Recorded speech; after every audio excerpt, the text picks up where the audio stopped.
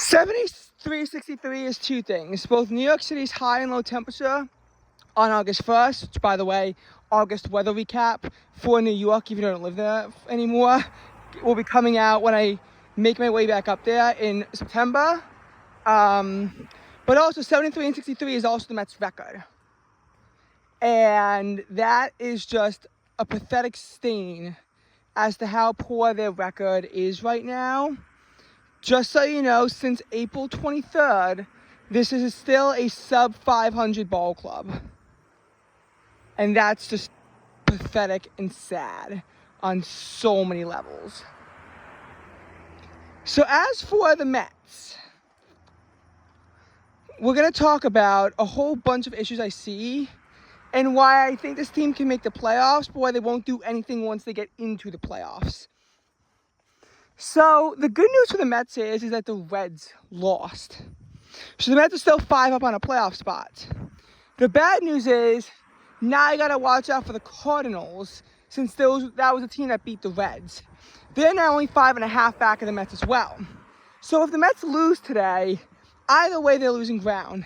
They'll either be 4 up on a playoff spot or 4.5 up on a playoff spot. If they win, however, they're not guaranteed to get ground, as they could still only be 5 up. But even if the Cardinals sweep the Reds, they'll only have a 5.5 game advantage. So the Mets with a loss is guaranteed to lose ground, and the Mets with a win is not. I'm still cheering for the Cardinals to beat the Reds, because both the best and the worst case scenario for the Mets is better than if the Reds win. But it's not as though it's like we can totally put the Cardinals in the rearview mirror either. Thankfully, the Mets did win 5 out of 7 against St. Louis, so they do own the tiebreaker, should it come down to that. The Giants and Diamondbacks are also not that far away, so there's a whole bunch of mediocre teams that are only separated by between like 5 and 7 games from the Mets, who are, again, 73 and 63.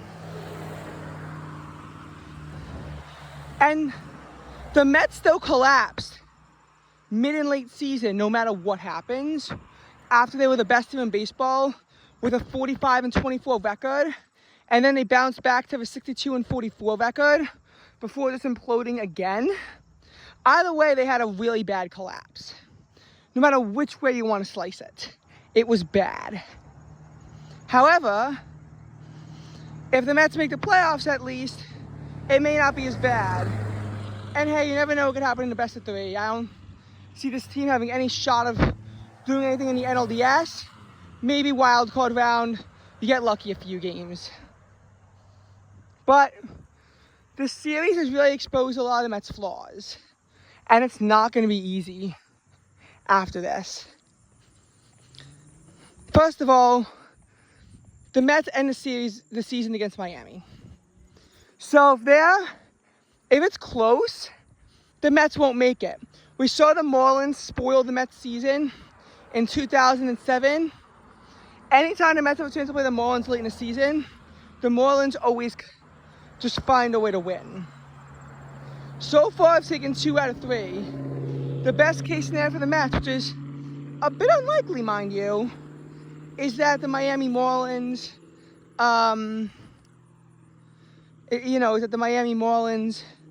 wind up only getting a split out of this. So the best case scenario now is a split. And the Marlins could very well take 3 out of 4 from the Mets at City. The division is pretty much over. The Mets had a chance to claw back into it if they swept the Phillies. Phillies took the first 3 against the Braves, which is unfortunate. So they're now 6 up on the Mets. But the Mets are just playing horrific baseball right now. Because the thing is, as bad as the offense was for huge portions of the collapse, after they almost got no hit by Cleveland on August 6th, it's improved significantly. But the Mets are taking a lot of bad losses. And I truly mean a lot of bad losses the Mets have been taking. When you know, they've been hitting. Like, obviously 3-2 loss, that's on the offense. 7-4, tough to say, but when it's 7-6, that was the pitching not being able to protect. In that case, a 5-run lead.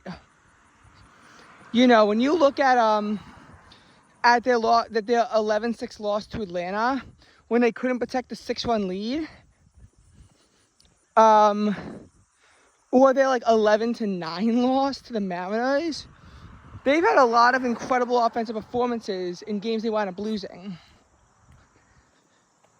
The bad defense has got to stop. The Mets gave the Marlins 5 unearned runs on errors in their loss on Thursday in a 7-4 game. If the errors aren't made, the Mets win 4-2. Gregory Soto wound up earning the loss, even though it wasn't his fault at all. And the reason why was because he had to get 5 outs because the Mets defense was atrocious and both Alonso and Nimmo bobbled balls in the field. And Clay Holmes also made an error. Tough to win games when your defense makes this many errors.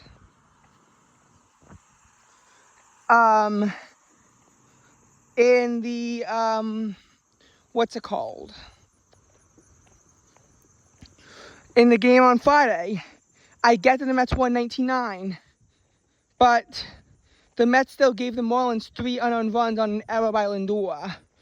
Yes, I get that they were up like 12 runs when it happened, but still. And then today, the Marlins actually gave the Mets a few runs because of errors, and the Mets didn't technically make any errors, but Nimmo misplayed a routine fly ball that led to the Marlins scoring about 2 runs. It's been bad. Another issue with the Mets is that when they face adversity and when it's in the clutch, they can't do anything. Now, I'm not going to say that the Mets can't come back from games, but they have a really hard time coming back from games and then holding on. Now I get it, against the Phillies, they were down 3-0 after 3, and they smattered the Phillies and won 13-3. The next game, the Mets actually showed some resilience, going down 2-0 in the middle of the 5th before scoring 5 runs in the bottom of the inning. Phillies do tie it up 5-5, but then the Mets walk it off and win that game 6-5. And I actually saw that walk-off, even though I couldn't record it, although I didn't see anything else from that game. But that game showed resilience. But again, like this, the Mets could have had multiple great comebacks this month where they tied up the game but couldn't hold on. August 1st against the Giants, the Mets go down 3-0 after in the middle of the 7th before they tied up 3-3 in the middle of the 8th. They have the go-ahead run on second base, and then they don't do anything at all with it. The Giants score a run in the top of the 10th. The Mets can't respond, and the Mets lose 4-3. August 4th was even more gut-wrenching for the Mets. They were down 5-0 in the middle of the 6th because Sean Manaea imploded, but they wound up scoring 5 runs to tie the game at 5-5. In both the 8th and the 9th, you have the go-ahead run on third base, or the winning run in the 9th, with 1 out.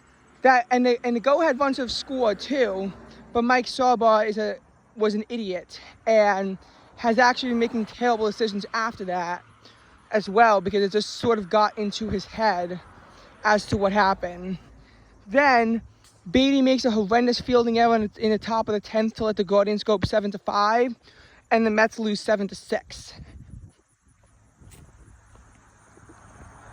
So, and then obviously this game, they go down 8-2 in the middle of the 3rd inning, which again is a very tough deficit to come out of. In the 6th, they tie it up 8-8, and then they get a double. But they can't bring that runner home. They never take the lead. The Marlins get a run in the top of the 7th, and despite Jeff McNeil getting a leadoff triple, not a single Met hitter was able to bring him home with even a sacrifice fly. Marlins kept a 9-8 lead, and they scored 2 off Diaz to make it an 11-8 victory.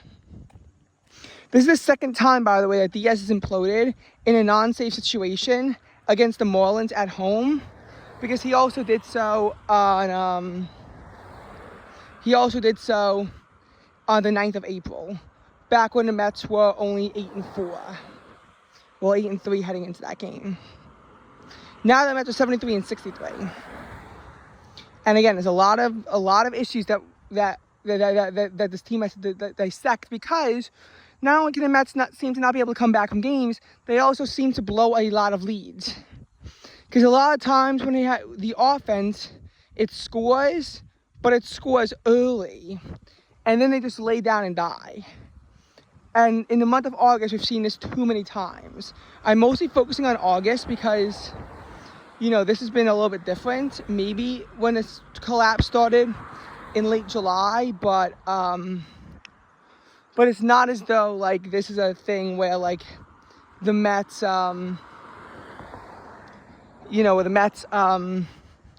had issues. I'm not going to really focus too much on the issues in June, because those aren't really that relevant now.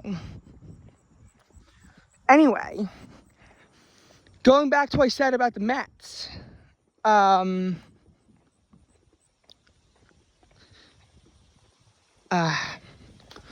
you know, and as for the blown leads, they've had a lot. The Mets had a 1-0 lead after 2 on August 3rd against the Giants, but then again, it's hardly a lead. The Mets on August 5th had a 2-0 lead after 3, which again is hardly a lead, but it's still noteworthy as to what happened. Because the Mets were up 2-0, had bases loaded and only 1 out. Lindor ground into a double play, because of course he does, because Lindor sucks. Then it's 2-2 in the by the middle of the 4th. It's 2-2. The Mets don't score again. As a matter of fact, they don't get a hit for like 5 innings. They don't get a base run of 4, and then Ty Rogers comes in, implodes in the top of the 7th, and then the Guardians win 3-2. And we'll talk about how bad the Mets trade deadline has been, because it was a horrible trade deadline. I thought 2024's deadline was bad, and it was. 2025's wound up being a million times worse, and really shows us how incompetent David Stearns is as a GM. And also Mendoza too. Obviously, you have the pitiful, embarrassing, almost no-hit bid from the Guardians August 6th. And then August 8th through 10th is a sweep in Milwaukee. First game, you have a 2-0 lead after 4. And then an error and a home run by Senga. And then he allows the bases to be loaded with 1 out. Riley comes in, hits a batter, escapes without further damage, but it's 3-2. The Mets had a chance to score in the top of the 9th, but idiot Carlos Mendoza decided to not have Taylor pinch run for Marte. Predictably, Marte gets thrown out at home plate. And that ends the game. The next game wound up being even worse for the Mets. Lindor makes a terrible fielding error, because of course he does, because again, what is Lindor? He's bad at baseball. And then an early 1-0 lead for the Mets turns into a 2-1 deficit. But they fight back and take a 4-3 lead. However, the bottom of the 7th is a nightmare. A walk and then a ground rule double, so second and third with 1 out. A productive RBI ground out, so it's 4-4. And then Mauricio makes a terrible fielding error with Helsley in that. So it should have been tied at 4 afterwards. Instead, the Mets trail 5-4. And then Helsley begins to show why he's bad. Allows a 2-run shot, even though both runs are unearned. It's 7-4. So the Mets had a 4-3 lead after 6, and they couldn't hold on. By far the worst of them all was when they had a 5-0 lead in the middle of the 4th against the Brewers on August 4th. They allowed 3 in the bottom of the August 10th. They allowed 3 in the bottom of the 4th, but to their credit, they score 1 in the top of the 5th before allowing 2 in the bottom of the 5th. It's 6-5 for a while, until Helsley allows the game to be tied.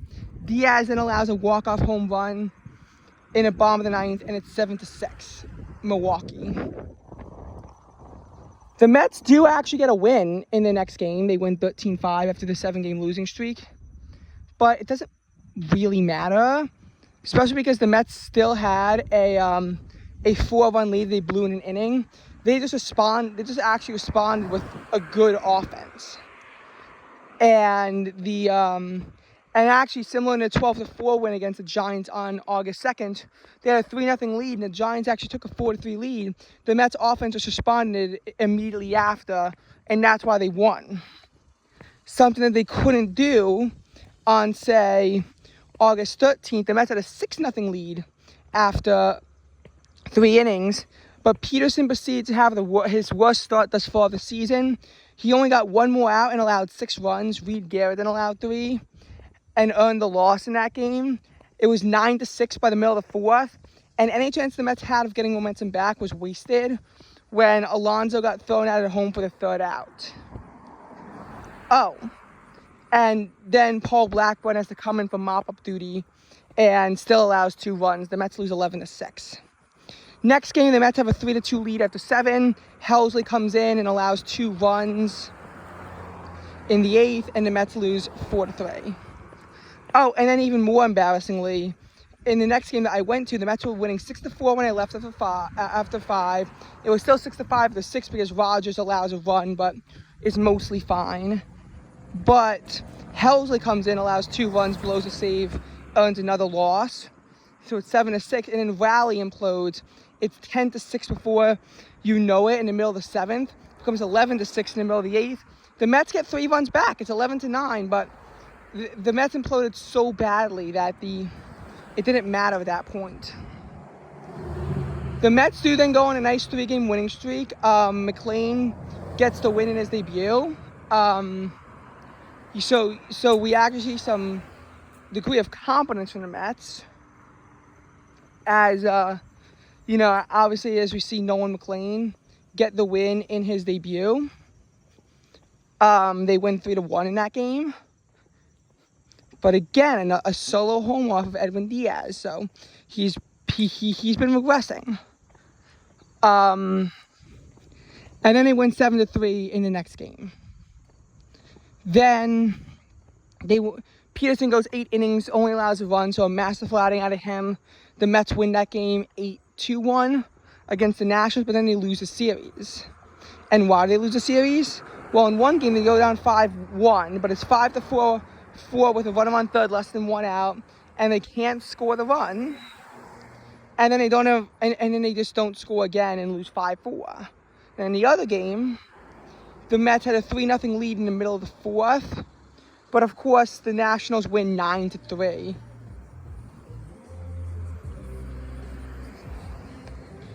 And against the Braves, actually some more success. We see 2 non-David Peterson pitchers actually go 6 innings. And remember, when the Mets struggle started June 13th. June 7th was the last time a non-David Peterson pitcher went 6 innings pitched. Before that, so the last time that they got a depth from a starter not named David Peterson was June 7th. McLean on August 22nd goes 7 innings pitched and allows 2 runs to the Braves. Clay Holmes the next day, 6 innings pitched and allows, I think, 2 runs as well. So the Mets win 12-7 because the bullpen actually imploded in the Friday game, and then on the Saturday game they win 9-2. But of course they have a 2-0 lead early on August 24th against the Braves, and they lose that game 4-3. And it's really annoying because Peterson wound up imploding. He went 5 2/3 and allowed 2 runs. He imploded in the 6th, and even worse, in the 8th, Gregory Soto imploded, and because Mullins can't field center, and he can't hit either, so I don't even know what the point acquisition was, and we'll talk about it. And and August 24th in that game, and then it's the 9th, and the Mets get 3 singles in a row, but then Alonso does nothing in that end of the game. So that was that loss. Against the Phillies, again, you get the sweep. And McLean, 8 shutout innings. Masterful from him. But, again, it doesn't really mean a whole lot when you then can't beat the Marlins. Well, you did when you won 19-9, but still.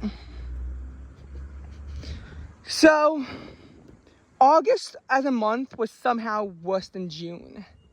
And that's problematic. That's heavily problematic that August found a way to be worse than June. And remember, in June, the Mets went 12-15 after a 9-2 start. In August, the Mets had a pitiful start. They started 2-11. They were 2-11 to start off the month. And I get it. They bounced back a little bit, seeing as at one point they were 64-58. But still, their record in August, as it stands now, is currently 11-16, I want to say. 11-16. So it could be 11-17. It could be 12-16. The best case scenario is the same way that June canceled out May, August canceled out July, which would mean that the Mets would be exactly 500 since April. And that also assumes that you get the series split. And remember, the road for the Mets from here is not going to be easy because they don't have an off day before they got to travel to Detroit and take on the Tigers, one of the best teams in baseball. And they got to play in Detroit. That's going to be a very tough series for the Mets to do well in.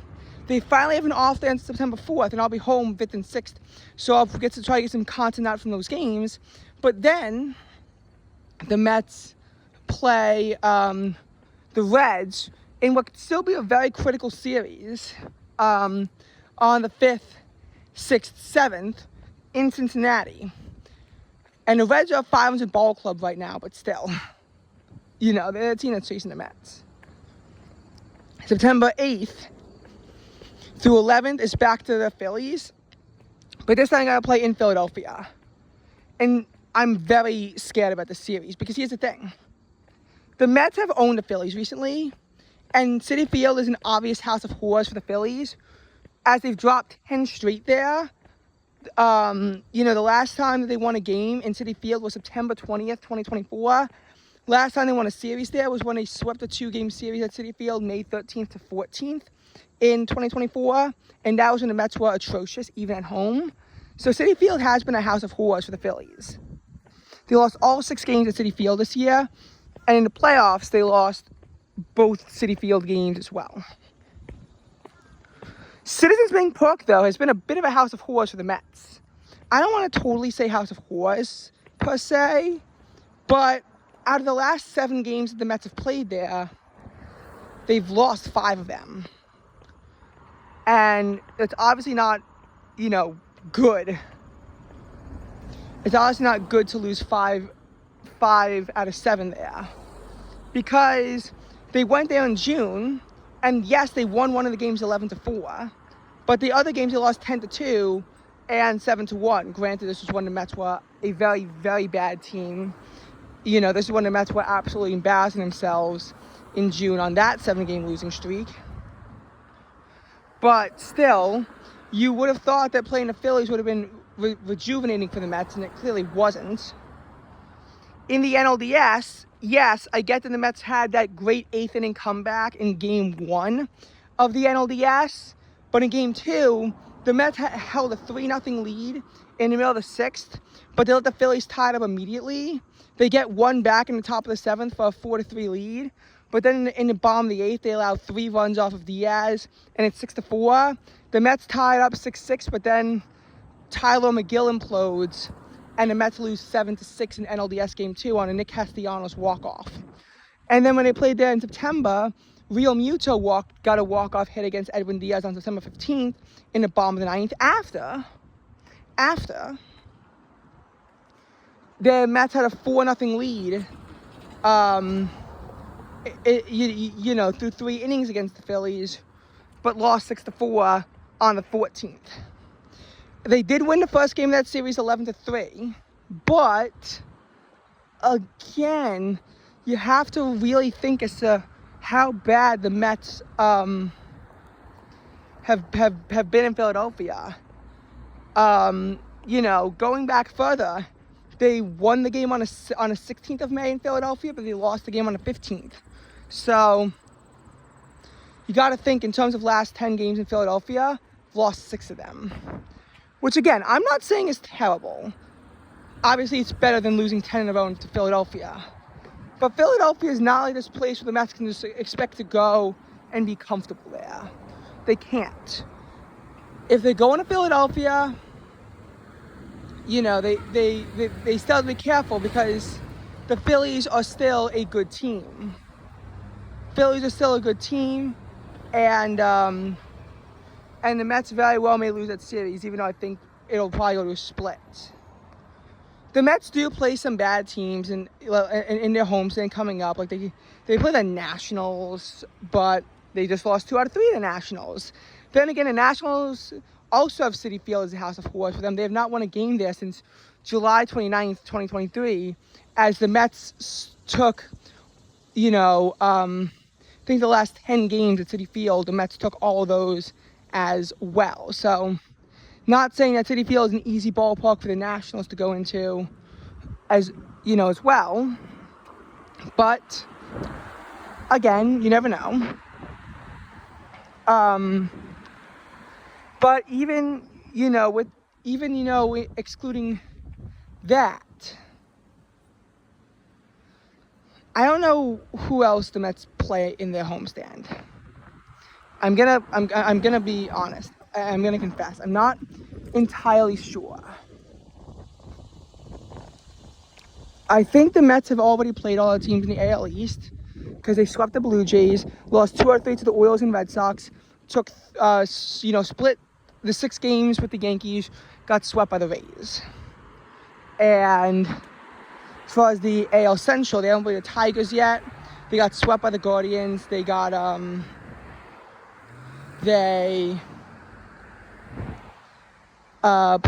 2 out of 3 from the White Sox, which is in and of itself also pretty embarrassing. They what else did they do? They played the Twins, but lost 2 out of 3. And in that division, it's Tigers, Royals, which they played and took 2 out of 3 from. The as far as the what's it called? As far as the AOS goes, lost 2 out of 3 to the Astros, swept the Angels, took 2 out of 3 from the Mariners, took 2 out of 3 from the A's, and they what did they do? And then they took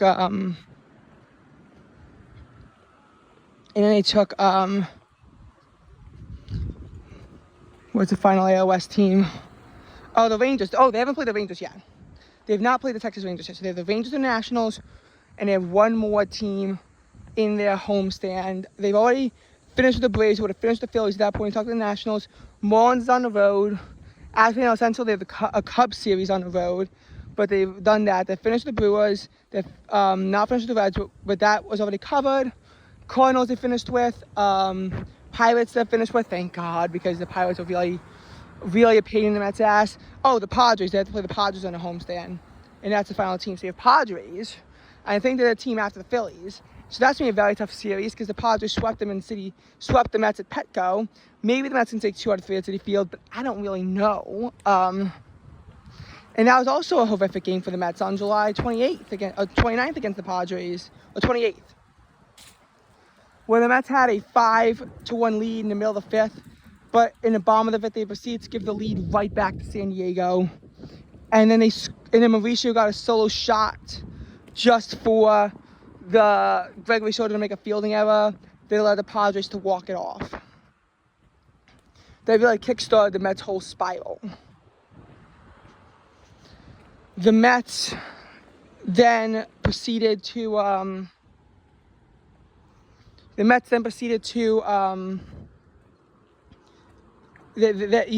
they have the Rangers, which could be a pesky team, and the Nationals too. Then they have the final road series against the Cubs, where maybe the Mets could do something, and then against the Marlins, where, again, I really hope they have a playoff spot locked up by that point, because you do not want to let the Miami Marlins play spoiler. It's the last thing that you could afford to do. And we got to talk about Stearns' trade deadline, how bad it was. Helsley has looked horrific. I don't even think Helsley has a single hold yet as a Met. I think he has 4 blown saves and 3 losses and not a single hold. So if the Mets put Helsley in a save situation, he's failed every single time. His ERA with the Mets is probably in the double digits. Rogers hasn't had a chance to get a save. He's gotten some holds at the very least. He also doesn't have a win, but he has 2 losses. I don't know what his ERA with the Mets is, but at least he's been decent. At least I think if Rogers is on the mound, there's a chance the Mets can pull it out. Gregory Soto, I know he's 1-3 as a Met. Not everything is his fault. He does have at least a win. So that's him. And Cedric Mullins is worse than Tyler Taylor. Taylor's bats is actually starting to heat up now. And he can at least play center field very well, making diving grabs to save pitchers. Mullins can't field. He can't hit. He's useless.